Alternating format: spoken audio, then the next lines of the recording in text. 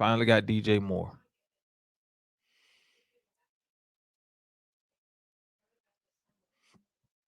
Now, what they should do with this number one pick?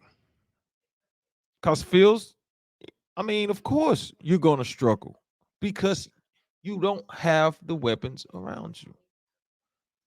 My thing when it came down to the quarterbacks, moving on from these young guys, they're expecting these guys to come in and change everything by themselves. That's not going to be the case. That's not going to be the case if you was to take Williams with that pick.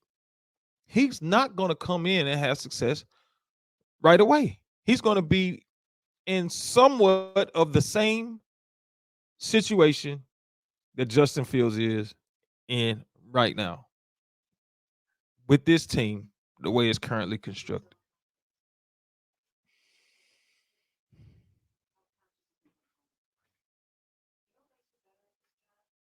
But now, my thing was with the quarterbacks, a young quarterback, still under a rookie deal, hadn't even, gotten out of the rookie deal yet. You have to give these guys time. And just like I mentioned with Dak Prescott in Dallas when everybody was talking about Dak, I said Dak's not the problem in Dallas. It's Kellen Moore, the offensive coordinator. If you get rid of those guys, then you get to see, and then guess what? You got rid of Kellen Moore. What Dak led the league in touchdowns for the season.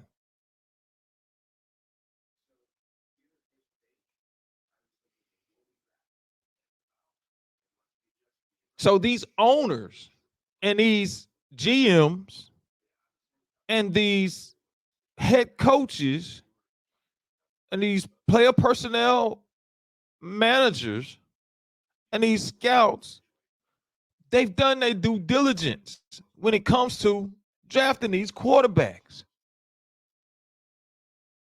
They made the investment. When you take a quarterback in the first round, top 5, top 10 pick, you've done your research and you have made the investment. My message to those owners, before you move on from a potential because they got the potential, otherwise you wouldn't have drafted them that high.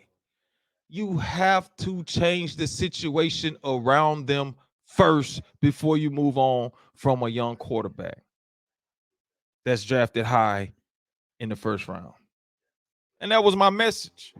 I think Jerry Jones may have heard it because he got rid of Kellen Moore. And Dak had a lot more success under the new regime, Mike McCarthy.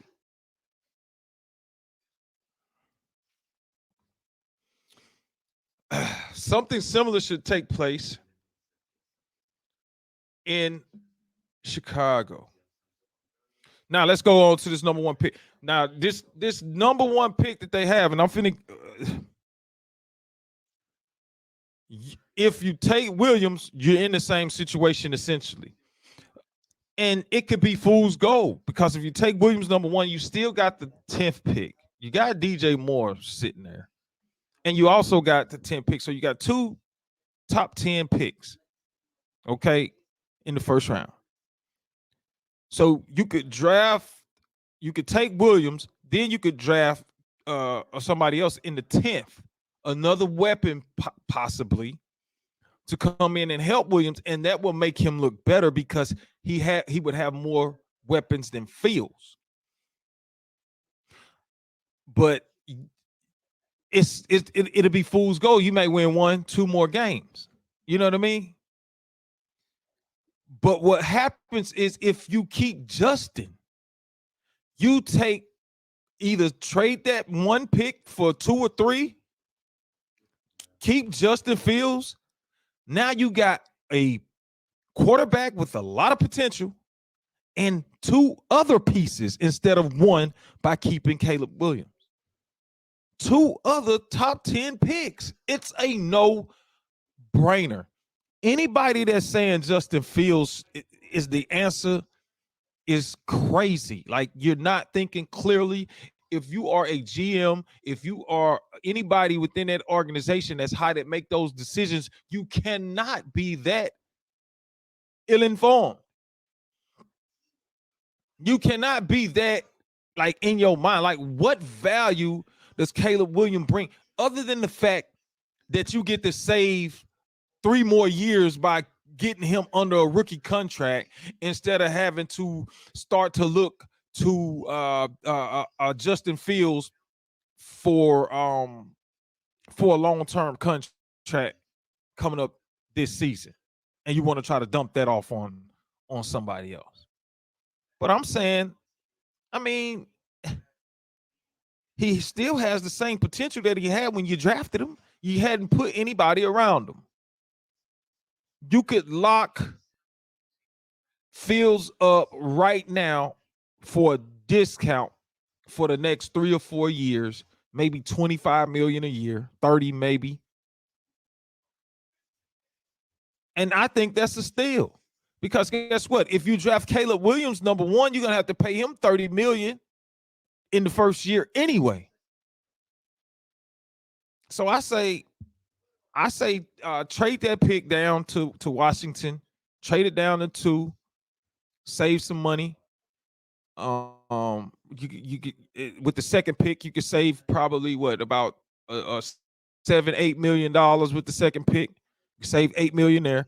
Then you go on down and you got the 10th pick, and you can make a team and be contenders off the rip, in my opinion.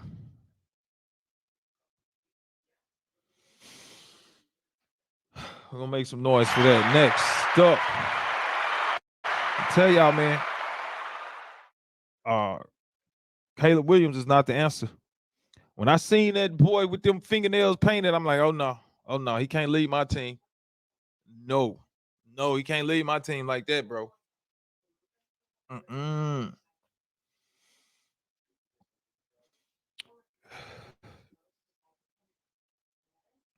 right, this is from Say Cheese TV, y'all. Texas, man, we flip the script a little bit. We're getting off the